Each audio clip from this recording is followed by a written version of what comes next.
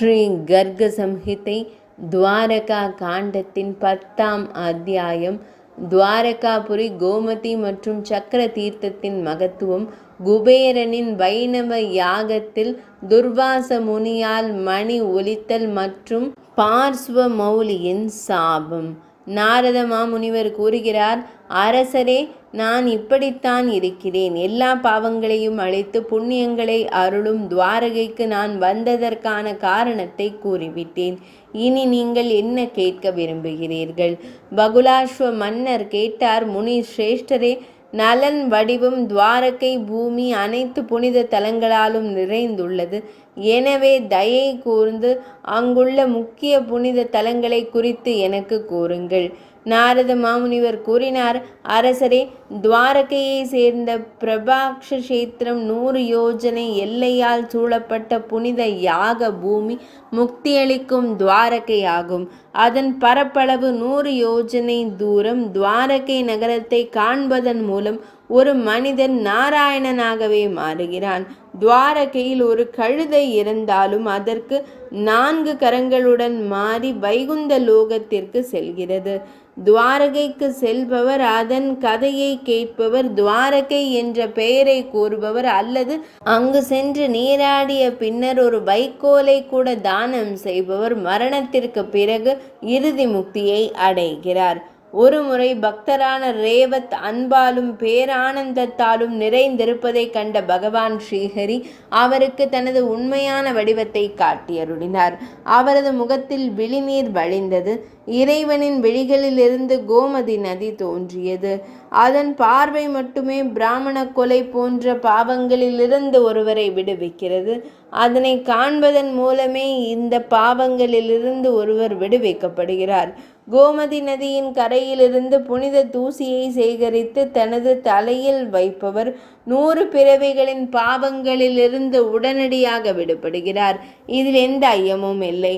ஒருவர் எங்கும் நீராடும் போது கோமதி என்ற பெயரை உச்சரித்தால் அவர் சந்தேகத்திற்கிடமின்றி கோமதி நதியில் நீராடியதன் பலனை பெறுவார்.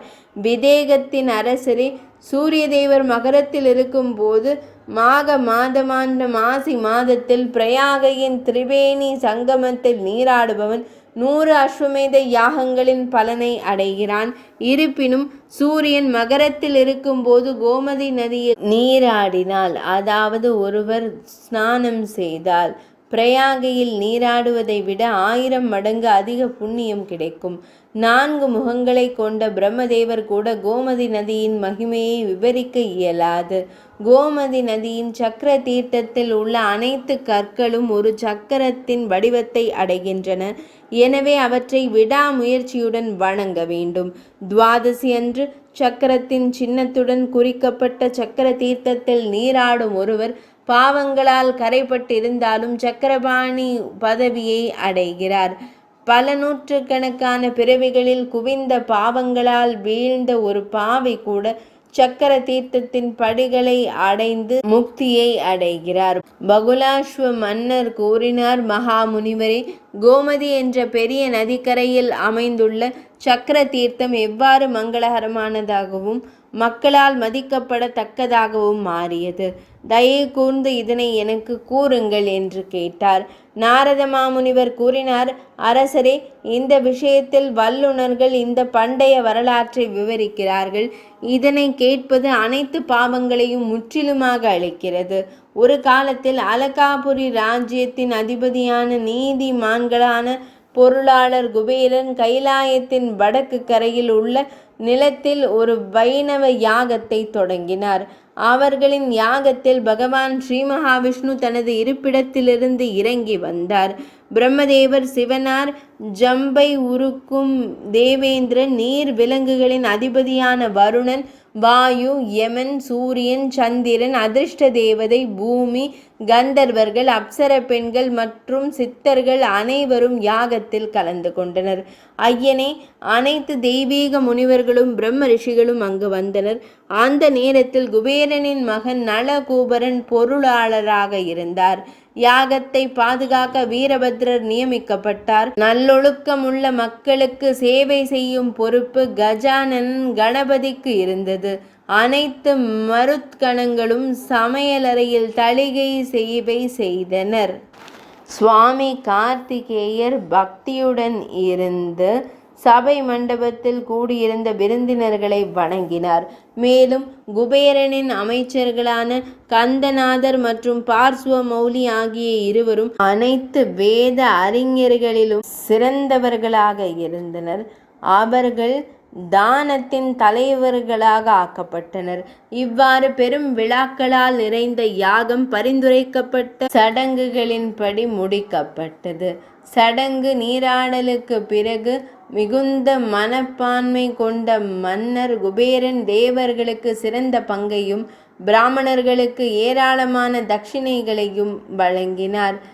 இவ்வாறு இந்த அற்புதமான யாகம் முடிந்ததும் அனைத்து தெய்வீக முனிவர்களும் திருப்தி அடைந்த பின்னர் முனிவர் துர்வாசர் ஒரு தடி, ஒரு குடை மற்றும் மெல்லிய முடியுடன் வந்தார். அவர் இயற்கையாகவே குறுகிய மனநிலையுடனும் மெலிந்தவராகவும் இருந்தார். அவரது பாதங்கள் செருப்புக்களால் அலங்கரிக்கப்பட்டிருந்தன. பாதுகை என்றழைக்கப்படும் பாதணிகளால் அலங்கரிக்கப்பட்டிருந்தன. அவரது தாடி மற்றும் மீசை அதிகமாக வளர்ந்திருந்தது. அவரது வயிறு மெலிந்து தளர்ந்து இருந்தது. ஒரு மெத்தை, சமிதா, விறகு, ஒரு தண்ணீர் பானை மற்றும் ஒரு மான் தோலை அணிந்து கொண்டு மகாமுனிவர் வந்தார். மகரிஷியை அணுகிய குபேரன், அதாவது முனிவரை அணுகிய குபேரன் பயந்து போன மனிதனாக சடங்குகளின்படி அவரை வணங்கி அவரை வலம் வந்து அவரது பாதங்களில் வணங்கி, பிரம்மதேவரே, உங்கள் இருப்பு என் வாழ்க்கையை வெற்றிகரமாக்கியது. என் அரண்மனை அர்த்தமுள்ளதாகிவிட்டது. மேலும் எனது இந்த யாகமும் வெற்றி பெற்றது என்று கூறினார். இவ்வாறு அவர்களை திருப்திப்படுத்திய போது பகவான் துர்வாச முனிவர் சத்தமாக புன்னகைத்து மனித கடவுளான குபேரனிடம், நீ அரசர்களின் அரசர், நல்லொழுக்கம் உள்ள, தாராள மனப்பான்மை கொண்டவன், பிராமண பக்தர். பகவான் ஸ்ரீ மகாவிஷ்ணுவை பிரியப்படுத்தும் வைணவ யாகத்தை நீ செய்திருக்கிறாய். பகவான் வைஷ்ரவணரே, நான் தம்மிடம் எதையும் கேட்டதில்லை. ஆனால் இன்று தம்மை ஞானத்தின் இரத்தினமாக கருதி நான் ஒரு வேண்டுகோள் விடுக்கிறேன். தாம் என் வேண்டுகோளை நிறைவேற்றினால் நான் தமக்கு சிறந்த வரத்தை வழங்குவேன். இல்லையெனில் நான் தம்மீது ஒரு பயங்கரமான சாபத்தை ஏற்படுத்தி தம்மை எரித்து சாம்பலாக்குவேன். 3 உலகங்களின் 9 பொக்கிஷங்களும் தம் இல்லத்தில் உள்ளன. அவை அனைத்தையும் எனக்கு கொடுக்க வேண்டும். அதை எனக்கு கொடுத்தால் தாங்கள் ஆசீர்வதிக்கப்படுவீர்கள். நான் அந்த பொக்கிஷங்களுக்காக தான் இங்கு வந்துள்ளேன். நாரத மாமுனிவர் கூறினார், மன்னரே, இதனை கேட்ட குஹ்யகர்களின் தலைவரான தாராள மனப்பான்மையும் பெருந்தன்மையும் கொண்ட மன்னன் அவனிடம், சரி, தயவு செய்து என் காணிக்கையை ஏற்றுக்கொள்ளுங்கள் என்றார். இவ்வாறு பொக்கிஷங்களை கொடுக்க முயற்சிக்கும் போது பொக்கிஷங்களின் தலைவரான அவரது மந்திரி கண்டநாதரும் பேராசையால் மயங்கி பொக்கிஷங்களின் தலைவரான குபேரனிடம் கூறினார்கள், இந்த பேராசை பிடித்த பிராமணன் தனியாக இருக்கிறான். இந்த பொக்கிஷத்தை எல்லாம் வைத்து அவன் என்ன செய்வான்? அவனுக்கு 1,00,000 தெய்வீக தினார்கள் கொடுங்கள். மீதியை தாமே வைத்துக்கொள். உன் தொழிலையும் இந்த வடக்கு திசையையும் காப்பாற்றிக்கொள் என்றனர் இருவரும். நாரத முனிவர் கூறினார், அரசரே, அந்த அமைச்சர்களின் அந்த கடுமையான வார்த்தைகளை கேட்ட துர்வாச முனிவர் கோபத்தில் கொதித்தார். அவரது புருவங்கள் சுருங்கி விழிகள் சிவந்தன. முழு பிரபஞ்சமும் 2 கணங்கள் ஒரு பானை போல நடுங்கியது. குபேரன் தனது பாதத்தின் அடியில் கிடப்பதை கண்ட முனிவர் அந்த 2 அமைச்சர்களையும் சபித்தார். முனிவர் கூறினார், மகா துஷ்டனே, உன் மனம் எப்போதும் பாவத்தில் மூழ்கியுள்ளது. நீ மிகவும் பேராசை கொண்டவன். நீ ஒரு நுகர்வோர் போன்றவன். நீ ஒரு நுகர்வோர் ஆகிறாய். மகா துஷ்டனே, பார்ஸ்வமௌலி, பாவ எண்ணங்களை கொண்ட நீ செல்வத்தின் மீது பேராசையாலும் போதையாலும் நிறைந்திருக்கிறாய். யானையைப் போல ஊக்கமளிக்கிறாய். எனவே தீய எண்ணம் கொண்டவரே, நீ ஒரு யானையாகிறாய். நாரத மாமுனிவர் கூறினார், அரசரே, அவர்கள் இருவரையும் சபித்து குபேரனிடமிருந்து புதையலை பறித்த பின்னர் துர்வாச முனிவர் மீண்டும் குபேரனுக்கு மிகவும் அரிய வரத்தை வழங்கினார். குபேரா, இந்த 9 பொக்கிஷங்களும் இந்த தானத்தால் உங்களுக்கு இரட்டிப்பாக கிடைக்கட்டும். இதனை கூறிவிட்டு அவர் அங்கிருந்து பொக்கிஷங்களுடன் புறப்பட்டார்.